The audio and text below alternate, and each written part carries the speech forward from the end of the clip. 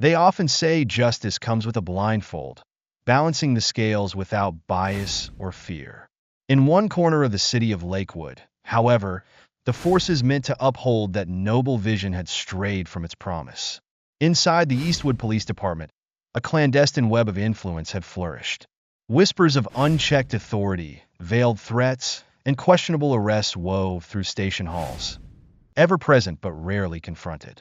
Into this atmosphere stepped Ava Harrison, a rookie so proud of her freshly minted badge that she hardly noticed the warning signs around her. She had excelled at the police academy, praised for her drive and commanding presence. Yet she was untested in the harsh realities of street policing. Eager to prove herself, Ava believed that enforcing the law meant wielding authority with little room for doubt. On a brisk Thursday afternoon, she responded to what sounded like a routine call. A man loitering near a local business, behaving suspiciously. Standing outside the shop was David Washington, an unassuming accountant waiting for his sister's lunch break. But in Ava's eyes, that phone call and her training had already framed him as a suspect. Acting on reflex and ingrained assumptions, she slapped cuffs on David before he fully realized what was happening. In a matter of hours, the incident spiraled beyond a mere arrest report. Ava soon found herself standing in a courthouse across from Judge Malcolm Carter, the very judge whose name sent ripples of trepidation through the police force. Known as the Scale, he was both admired and feared, a man who had endured wrongful incarceration in his own youth and who now scrutinized every case with razor-sharp focus. What Ava dismissed as a straightforward arrest would soon unravel into something far more significant. David Washington's predicament turned out to be the first tremor in an earthquake that rocked the entire department. As facts emerged, body cam footage, eyewitness testimonies, and internal memos, Ava's superiors braced for a fierce legal storm. The real shock, however, was how deeply the roots of misconduct ran. This wasn't just about one rookie's overreach. It was about an intricate system that thrived on secrecy, rewarded skewed reports, and trampled the very ideals it claimed to defend. What began as a single unfortunate arrest soon exposed a vast network of corruption. Judge Carter, drawing upon his own experiences, would not let the matter drop until every rotten plank in the institution was ripped up.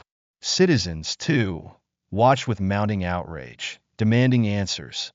Were the people meant to protect them abusing their trust? And if so, was anyone brave enough to hold a badge to account? The story that follows is not merely about guilt and punishment. It is about a community forced to confront its hidden fractures, and about the fragile lines separating power from abuse, authority from tyranny.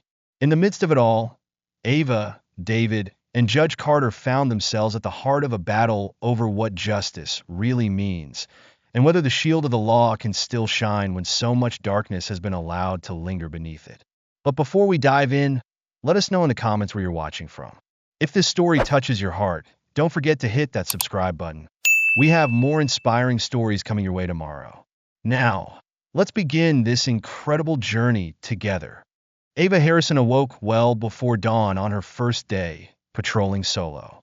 She lived in a small studio apartment a few blocks from Eastwood Police Department headquarters. The early sunlight glowed against her freshly pressed uniform, the crisp lines so stiff it almost hurt to bend her elbows. She pinned her new badge with painstaking care, admiring how the morning rays bounced off its polished surface. At 22, Ava believed wholeheartedly in the power of authority. Raised in the quiet suburb of Westbridge, she had grown up hearing her father's proud voice. That uniform means respect. Earn it, but don't ever let anyone take it from you.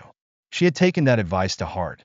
The academy recognized her as a top graduate, commended for her diligence, marksmanship, and what her instructors called a commanding presence. Now, at the threshold of her new career, she felt emboldened by these accolades. By the time she arrived at the precinct, she was an hour early. Ava liked being first. It sent a signal. I'm here, and I'm ready.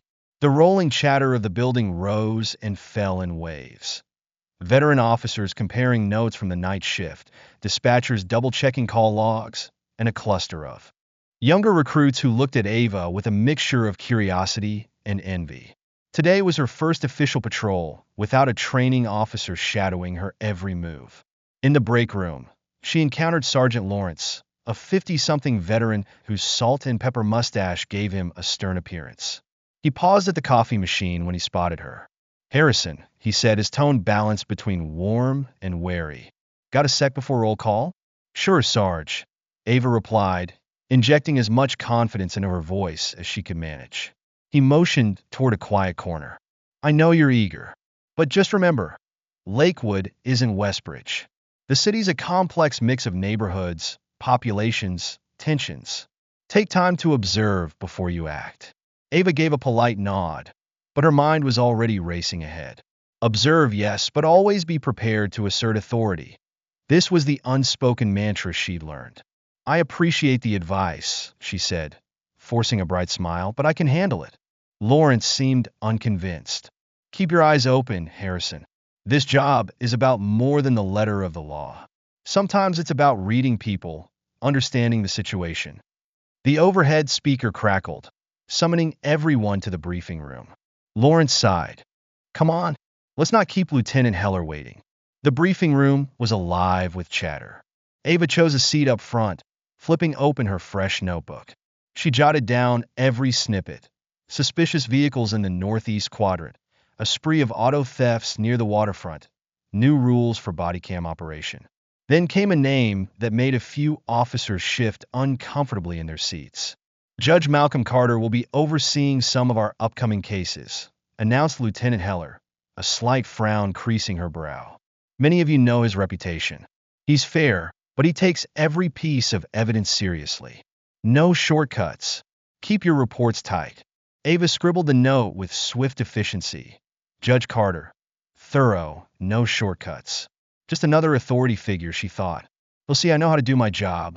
As the lieutenant doled out assignments, Ava felt a surge of pride learning she'd been given a mixed residential and business area. A zone rumored to be challenging for rookies due to cultural diversity, economic disparity, and pockets of tension. Ava relished it. This was her chance to prove herself. Her first few hours on patrol were uneventful. She issued a handful of traffic citations and stepped in to mediate a minor argument outside a deli. Each interaction reinforced her self-image, confident, in charge, by the book.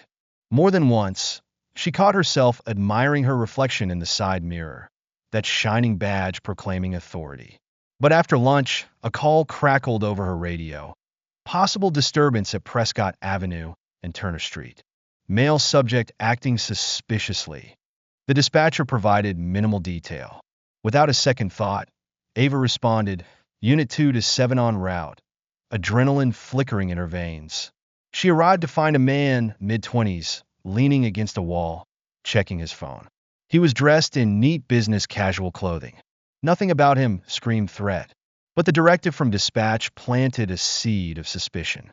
"Excuse me, sir," Ava called out, stepping from her patrol car. "Need you to step away from that entrance." He glanced up, confusion crossing his face. "Is something wrong?" Ava's gaze narrowed. "We got reports of suspicious activity." "What's your business here?" "I'm waiting for my sister. She works in the dental office next door." He offered a slight smile. "It's our weekly lunch." "Weekly lunch?" Ava stiffened. "Sounds too convenient. May I see some ID?" The man, David Washington, hesitated. "I'm happy to comply," he said calmly, "but can I ask why you need my ID just for standing here?" Her pulse leapt. In her mind, a citizen questioning her was a red flag. "Are you refusing a lawful order?" she demanded, voice tightening. "No, officer, I'm not refusing," David began, reaching for his wallet. "I'm just ask. Hands up where I can see them." Ava barked, startling a few pedestrians passing by. Some paused, phones raised to film. The next moments blurred. Ava's training told her any sudden movement might be a threat. She seized David's arm, twisting it behind his back. He protested, shock evident in his eyes, but she cuffed him anyway, reciting rights in a clipped monotone. By the time his sister, Laura Washington, ran out from the adjacent dental office, the scene was already set. David Washington, arrested for resisting an officer. In the following hours at the precinct, Ava scribbled her incident report, shaping it to emphasize David's supposed noncompliance and potential aggression. She pointedly neglected to mention that in reality, he'd been calm. If a few details seemed fuzzy, it didn't matter. This was her first solo collar, and she felt compelled to justify her actions. After all, Eastwood PD had a certain standard to maintain. Yet a curious hush fell among some of the department's older members as Ava boasted in the break room. Sergeant Lawrence, sipping his coffee, cast her a troubled glance. Lieutenant Heller stepped away, shaking her head. Ava brushed it all aside. They were just jealous she'd made an arrest so quickly. She was showing initiative, showing everyone that she understood the authority she'd been entrusted with. But across town, in a modest law office, David's mother, Rachel Washington, was tearfully recounting the arrest to their attorney, Samuel Williams, a well-known civil rights lawyer. As he read through witness statements and video captured by bystanders, Williams' expression grew grim. Ava had no inkling how drastically her life was about to change, or that the judge assigned to David's arraignment was none other than Malcolm Carter, the so-called scale, who had made a career out of dissecting precisely this sort of questionable police conduct. Ava began the following Monday with a confidence bordering on arrogance. She had polished her badge to a shine brighter than the morning sun. At the precinct, colleagues shared worried glances. She barely noticed. She was too busy rehearsing her testimony for the arraignment, convinced that her official version would hold sway over any contradictory smartphone footage. Outside courtroom 3A of the Lakewood Judicial Complex, Sergeant Lawrence pulled her aside. "Ava, I know you think you're prepared," he said quietly, "but Judge Carter doesn't tolerate flimsy evidence. Have you at least reviewed the witness videos?" She waved him off. "I know what happened, Sergeant." He was resisting. "I had to show him I'm in charge." Lawrence sighed. "Just be sure your story matches the body cam footage." Her heart gave a tiny jolt. She hadn't bothered to watch her own cam's recording in its entirety. She dismissed the concern. Videos never show the whole picture. She'd learned that from more experienced officers in hushed conversations. "Write the right words," they'd say, "and the video will never bury you." Inside the courtroom, David Washington sat at the defense table with Samuel Williams by his side. The Washington family filled the row behind him: Mother Rachel, Sister Laura, and a handful of anxious relatives. The weight of their combined stares sent an unexpected shiver up Ava's spine. The bailiff's voice rang out. "All rise." The Honorable Judge Malcolm Carter presiding. Judge Carter, a tall, broad-shouldered man in his early 50s, approached the bench with a measured calm. He wore his black robe as if it were a second skin. A faint scar on his left cheek, a relic of his youth, gave him an imposing presence. But it was his eyes that unsettled people, dark, unwavering, searching for truth in every corner of the courtroom. He scanned the room, briefly locking eyes with Ava before settling into his seat. "You may be seated." Samuel Williams went straight to the point. "Your Honor, we move to dismiss all charges against my client, David Washington, on grounds of wrongful arrest and false reporting by Officer Ava Harrison. We have video evidence from multiple sources showing Mr. Washington was fully compliant at the time of his detention." Ava shot up from her chair, nearly shouting, "Objection!" She caught herself too late, remembering that she wasn't the one to object. That was the prosecutor's job. Judge Carter's stare turned icy. "Officer Harrison, in this courtroom, objections are for attorneys." The city attorney, Maureen Coates, glanced at Ava with obvious irritation. "No objection, Your Honor," she said, then hastened to add, "but we maintain the videos may not capture the entire context of the altercation." With a nod, the judge motioned for the defense to proceed. The lights dimmed. On a large screen, phone footage from a passerby filled the room with shaky but damning clarity. David was simply standing there, calm, discussing lunch plans. Ava's approach was visibly aggressive. David's threatening movement, as Ava claimed, turned out to be him slowly reaching for his wallet. The second video came from Ava's own body camera, synced with audio capturing the tension in her voice. She sounded more hostile than she remembered. The narrative in her report, about David refusing lawful commands and lunging, fell apart on camera. The difference between her written statement and the actual footage was stark enough that even the city attorney shifted nervously. Judge Carter asked, "Ms. Coates, have you verified the dispatch call that led Officer Harrison to suspect Mr. Washington?" Coates offered a tight smile. "We are in the process of verifying, Your Honor." Samuel Williams interjected. "We subpoenaed those records. The dispatcher log shows no identifying caller. It came from a payphone with no traceable witness. We believe Officer Harrison filed a fabricated narrative to justify the arrest." Carter's gaze flicked to Ava. "Officer Harrison, do you have an explanation?" Her pulse pounded. She couldn't admit she had invented the call altogether. I must have mixed up the timeline, Your Honor," she managed, her mouth suddenly parched. "I responded to a reported disturbance. Mr. Washington seemed to fit the description."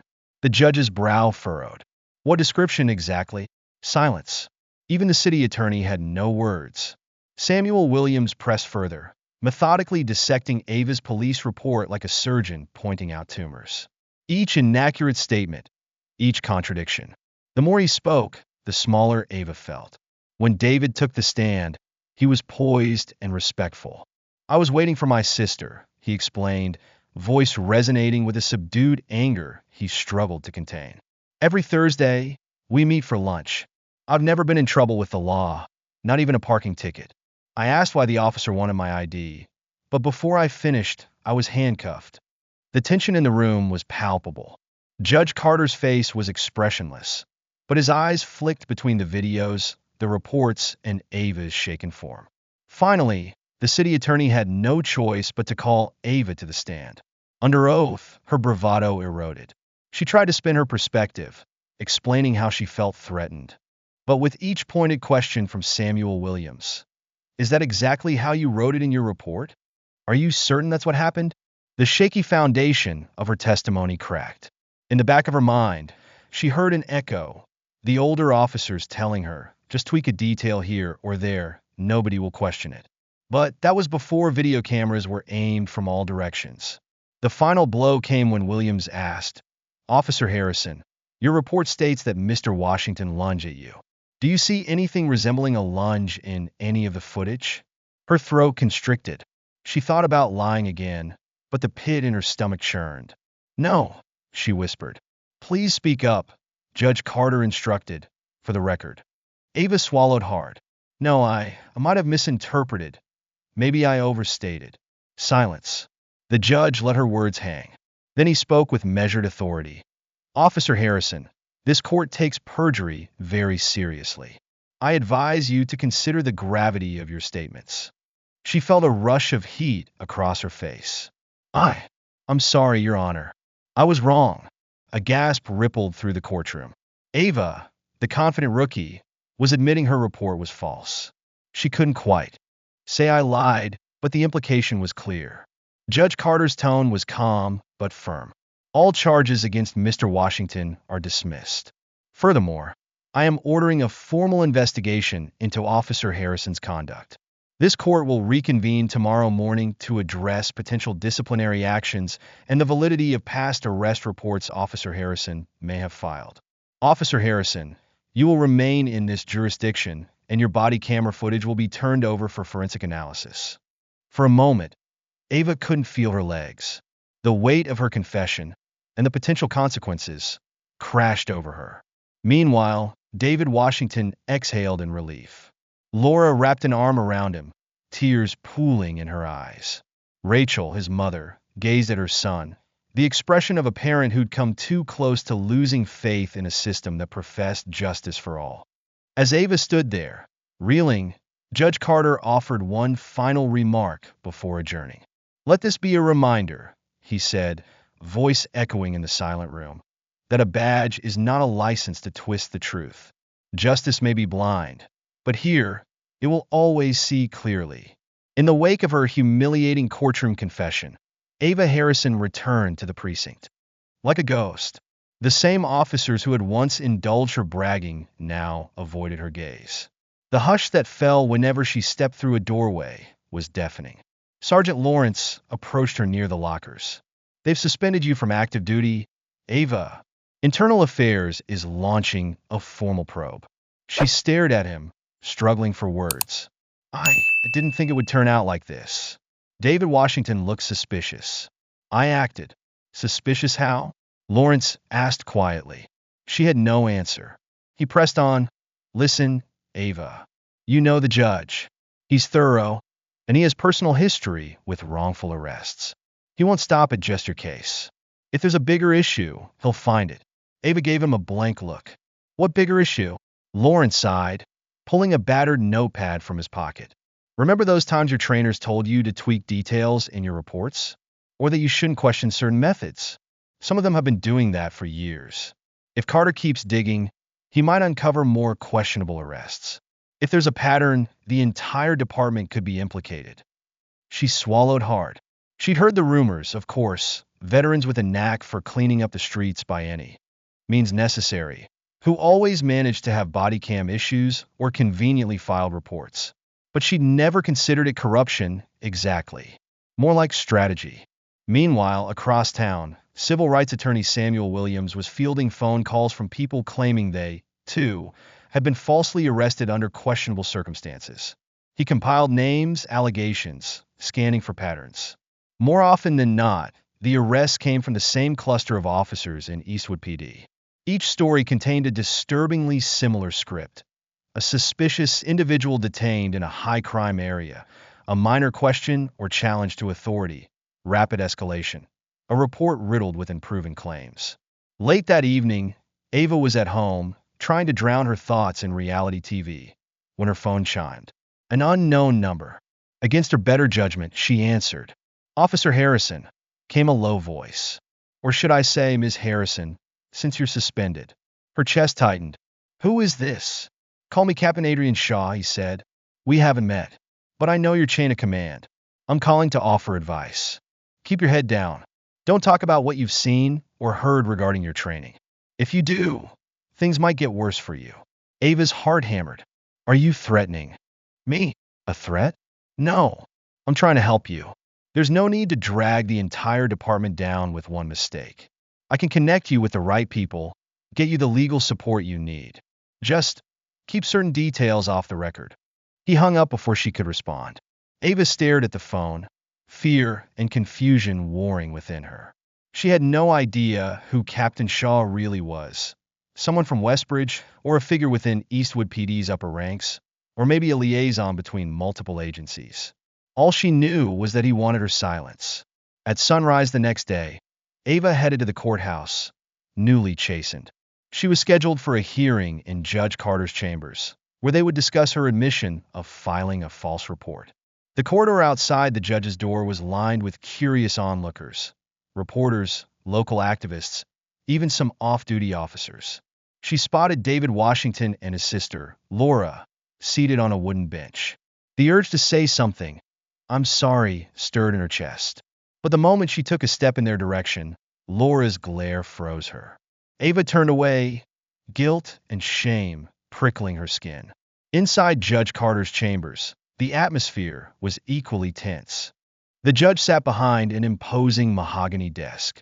Samuel Williams stood off to one side, flipping through documents, while the city's legal representative conferred with them quietly. Judge Carter beckoned Ava forward. Ms. Harrison, we're conducting a preliminary disciplinary hearing. My goal is to determine if your misconduct is part of a broader issue within Eastwood PD. He laced his fingers. Is there anything you wish to share? Ava glanced around, eyes landing on Samuel Williams, who watched her without visible emotion. A memory of Captain Shaw's phone call flashed in her mind. She hesitated. Tell the judge about the phone call, the manipulations, the training she'd received, or keep quiet. She began, voice quivering. I was taught certain procedures at the academy. Then in my training, I was given additional unofficial tips. They said to maintain authority at all costs. That if we wrote our reports correctly, everything would be fine. Judge Carter leaned forward, expression intense. Who provided these tips? She swallowed. Different officers. Some of it seemed routine. Some was from higher-ups who said they wanted to protect the force. She stopped, carefully avoiding naming names. Shaw's warning still rang in her ears. Carter studied her. I see. Well, we're conducting a deeper investigation into the department's internal practices. For now, Ms. Harrison, you're suspended without pay. Further criminal charges against you are not off the table. I strongly suggest you cooperate fully, or you risk a felony charge for perjury and civil rights violations. Ava felt faint. She managed to nod, seeing her illusions about a bright law enforcement career evaporate. She'd spent years believing the uniform signified pure righteousness, but now she faced the possibility of being branded a criminal herself. At the Eastwood PD, rumors of a departmental conspiracy swirled. Sergeant Lawrence and Lieutenant Heller pored over old training records, noticing how a few rookies were assigned to specific field officers who had a history of questionable practices. Names recurred in complaint files, never resulting in disciplinary action. Body cam footage was often reported as lost or corrupted. When Lawrence confronted the IT technician, Carl Rodriguez, about it, the man grew visibly anxious.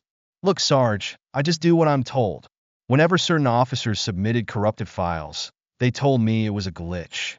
The logs always pointed to software errors. But I'm no forensic expert. Lawrence frowned. We're supposed to have backups. Where are they? Carl's shoulders slumped. They never made it to the backup server. Either they didn't get uploaded or they were replaced with duplicates. Don't ask me how that's done. I can guess someone with higher level access was in on it. Meanwhile, in his office downtown, Samuel Williams was fielding an ever-increasing number of phone calls from people claiming they'd been arrested under similarly murky circumstances. He created a spreadsheet, color-coded by date and arresting officer. Patterns jumped out. Certain neighborhoods were targeted. Certain officers showed up again and again.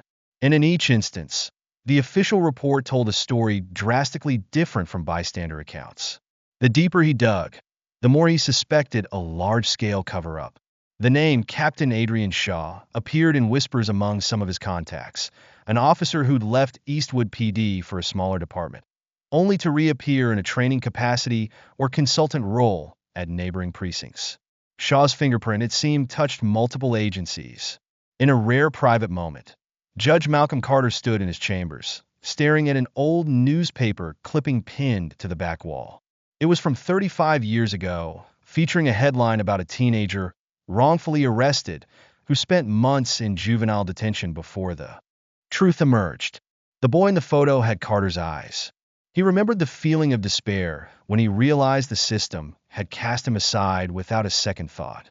He remembered the humiliation, the terror, and then ultimately a guard who treated him like a human being and encouraged his interest in law books. That memory fueled him now. He understood how easily the machinery of authority could grind an innocent person into dust. And so, with unwavering determination, he had built his reputation on exposing abuse of power wherever he found it. Over the years, certain officers and officials resented him, but his unflinching approach garnered respect from those who valued true justice. A knock interrupted his reflection. Sarah Roth, his law clerk, peeked in.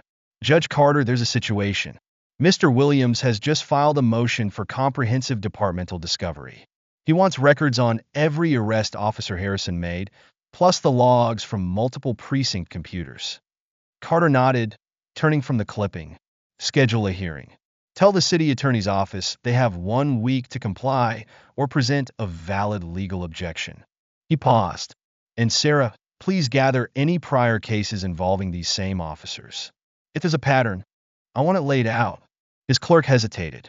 Judge, with all due respect, some of these officers have powerful connections. Are you sure the court can handle the blowback? A small, resolute smile touched his lips. Justice doesn't shrink in the face of blowback, Ms. Roth. We follow the law where it leads. The following week brought a seismic shift. Armed with a discovery order signed by Judge Carter, Samuel Williams, and an independent forensics team dove into Eastwood PD's database. They found missing body cam footage, suspicious logins under administrative credentials, and a host of digital footprints leading back to individuals both inside and outside the department. The biggest bombshell came when it was revealed that multiple departments across the region shared the same mysterious software used to corrupt or lose body cam recordings. Ledgers of payments from private security consulting firms run by retired police officials, surfaced. The picture that emerged was larger than just Eastwood PD. It was a network sharing training resources and technology to systematically shield officers from accountability. Ava Harrison, now seen as a catalyst for the investigation, received calls from journalists seeking interviews. She refused to speak publicly, fearing further self-incrimination. Meanwhile, she found herself subpoenaed to testify in depositions. She considered ignoring them, but the risk of contempt charges was real. And somewhere in her conscience, a voice told her she owed the public the truth. During a tense meeting in an interrogation room, Sergeant Lawrence confronted her. Ava, they have evidence linking your training documents to a broader corruption scheme. Did you attend any special briefings or after-hours meetings with senior officers? She bit her lip. Yes, Lieutenant Bryce, Officer Danby, a few others.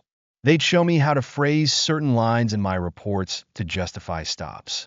They said it was about maintaining authority and not letting suspects think they could question us. She hesitated. I did think it was off at times, but I wanted to fit in. Lawrence scribbled notes. This might help you if you cooperate fully. Judge Carter is determined to root out every branch of this network. Ava realized she stood at a crossroads. Would she protect herself by staying silent? Or would she reveal the full extent of what she knew? That night, she hardly slept. She remembered David Washington's face when she cuffed him. She remembered Laura's desperate pleas, how her voice broke as she tried to explain they were just going to lunch. Ava had seen them only as potential threats. Now, the guilt gnawed at her. She realized that if she stayed silent, more families could suffer the same abuse. The public hearing Judge Carter convened drew a capacity crowd. Victims of wrongful arrests, local activists, and national media packed the galleries, while a special prosecutor outlined the initial findings. Officer Ava Harrison, they claimed, was part of a pipeline funneling recruits into a shady subculture that normalized false reports, evidence tampering, and intimidation tactics. Prosecutors called a series of witnesses, men and women who described eerily similar encounters with officers. Each had asked basic questions. Why am I being stopped? Only to be met with hostility. Many had body cam footage that miraculously malfunctioned. Others had been too afraid to come forward until now. In one especially emotional testimony, a 19-year-old college student recounted losing his scholarship after a bogus arrest for disorderly conduct. The charge, based on an officer's false claim that he resisted arrest, cost him his financial aid. Though the charge was ultimately dropped, the damage was done. Ava listened from the side, uncomfortably recognizing in every story a mirror image of her encounter with David Washington. A knot formed in her stomach. How many times had she walked by officers bragging about arrests that might have been equally unjust? Then came the city attorney's attempt at defense, claiming these were isolated cases or mistakes. But the volume of testimony rendered such a defense flimsy. Finally, Ava herself was called to the stand, swearing under oath to tell the truth. Samuel Williams stood at the prosecutor's table, arms folded. Ms. Harrison, did you or did you not knowingly file false narratives in your official police reports? She inhaled, feeling the weight of every eye in the room upon her. Yes, she said, voice trembling. I did, and not just once. A hush fell. Judge Carter leaned forward. Continue. Ava closed her eyes, summoning courage. From the moment I arrived, I was encouraged to see certain neighborhoods as more dangerous and certain people as more likely criminals.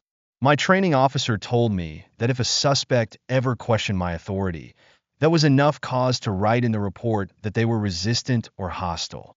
The idea was to keep them off balance and ensure the arrest held up. Tears stung her eyes, but she pressed on. I didn't question it at first because I believe that's just how policing worked in this city.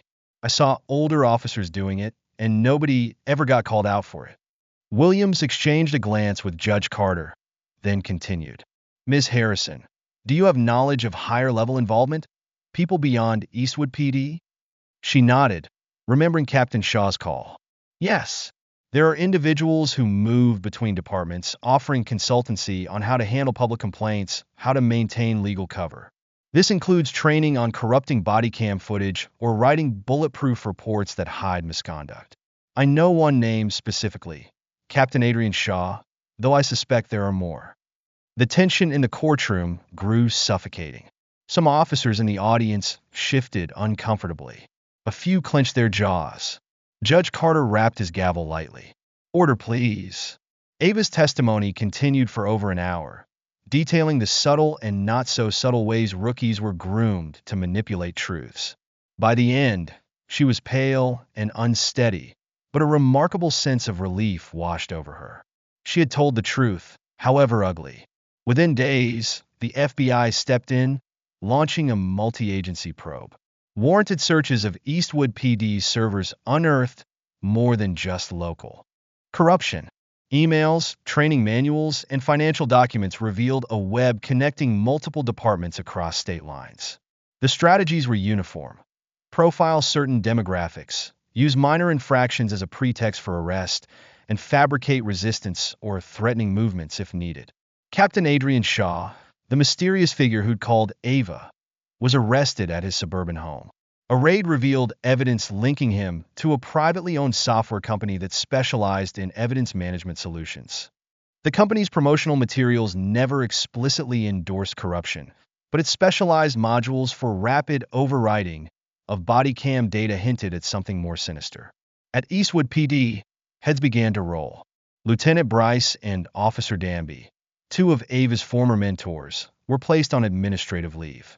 Investigations into dozens of their arrests revealed inconsistent reports, missing footage, and at least 3 pending lawsuits.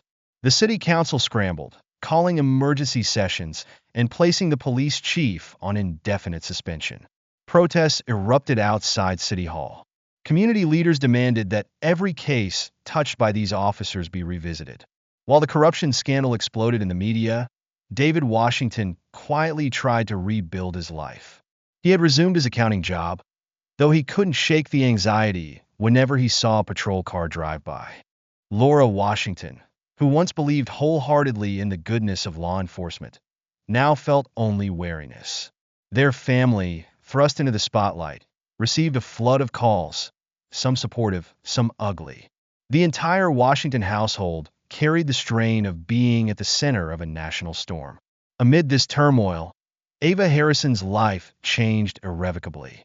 She faced not only the collapse of her law enforcement dream, but the threat of criminal prosecution. She spent long days in depositions, revealing names, documents, and personal recollections that helped prosecutors cement the case against higher-level conspirators. During one such deposition, Samuel Williams pulled her aside in the hallway. "Thank you for speaking out." Ava didn't know how to respond. Only doing what I should have done from the start." He regarded her evenly. "We all make mistakes, Miss Harrison. The question is, what do we do once we realize them?" She nodded, a wave of sorrow passing over her. "I hope," she paused, uncertain how to finish her thought. "I just hope people can see I'm trying to make amends." Williams gave a small, measured nod. "Time will tell." That same afternoon, as she left the federal building, Ava encountered David Washington. He was there to meet with attorneys about a possible class action suit. Their eyes met. Ava wanted to apologize, to really apologize, but she stood rooted in place. David stared at her for a moment. She waited for him to say something, maybe an angry condemnation, but all he offered was a sad, resigned look before walking past. She felt tears well in her eyes. No matter how much she cooperated with the investigations, she couldn't undo the humiliation she'd put him through, or the fear he'd felt in that moment when a simple lunch plan turned into a life-altering arrest. The legal proceedings took months to conclude. Judge Carter remained at the epicenter, presiding over multiple hearings that resulted in guilty pleas from officers involved in tampering and conspiracy. The city reached a settlement with David Washington and others who had been similarly victimized, though no monetary amount could truly compensate them for the violation of their rights. For Ava, the final courtroom showdown arrived on a cold morning. She'd negotiated a plea deal. In exchange for her full cooperation against key figures in the conspiracy, prosecutors reduced some of the charges. Still, she faced a potential prison sentence. She stood before Judge Carter, who reviewed the evidence of her complicity and her efforts to expose the larger network. When he finally spoke, his tone was measured. Ms. Harrison, your actions contributed to the erosion of public trust in law enforcement. You personally harmed individuals, most notably Mr. David Washington, through a false arrest. The magnitude of your wrongdoing cannot be overlooked. He paused, scanning the courtroom. David Washington sat in the gallery, flanked by his mother and sister. Several journalists lined the back row, cameras at the ready. But, Carter continued, this court also recognizes your significant cooperation in revealing a network that might otherwise have remained hidden for years, harming countless others. You came forward with information that dismantled a structure of corruption across multiple agencies. Such cooperation matters. Ava clenched her fists at her sides, head bowed. Therefore, the judge said, this court sentences you to 5 years imprisonment, with 2 years suspended and 3 years of supervised release. During your supervision, you will be required to continue assisting in ongoing investigations and engage in community service related to police reform initiatives. Her eyes flickered with a mix of dread and acceptance. She would not be walking away unscathed, nor did she deserve to. But maybe, just maybe, she could still do some good. Several months passed, and Lakewood found itself in a state of rebuilding. The Eastwood Police Department underwent a sweeping overhaul. Independent auditors were hired to review every officer's conduct and all body cam protocols. Community forums were held where citizens could air grievances directly to city officials. And for once, those officials listened.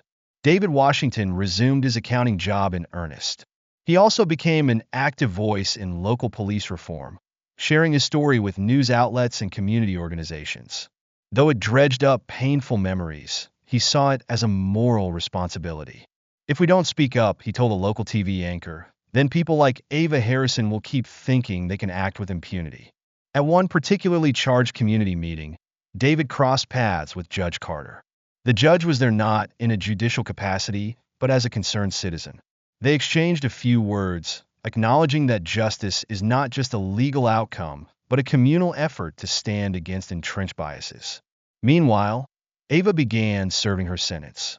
Through her legal agreement, she was permitted to participate in a special project aimed at educating new recruits about the ethical perils in policing, an ironic twist, but one that gave her a chance to help fix a system she once unwittingly helped corrupt.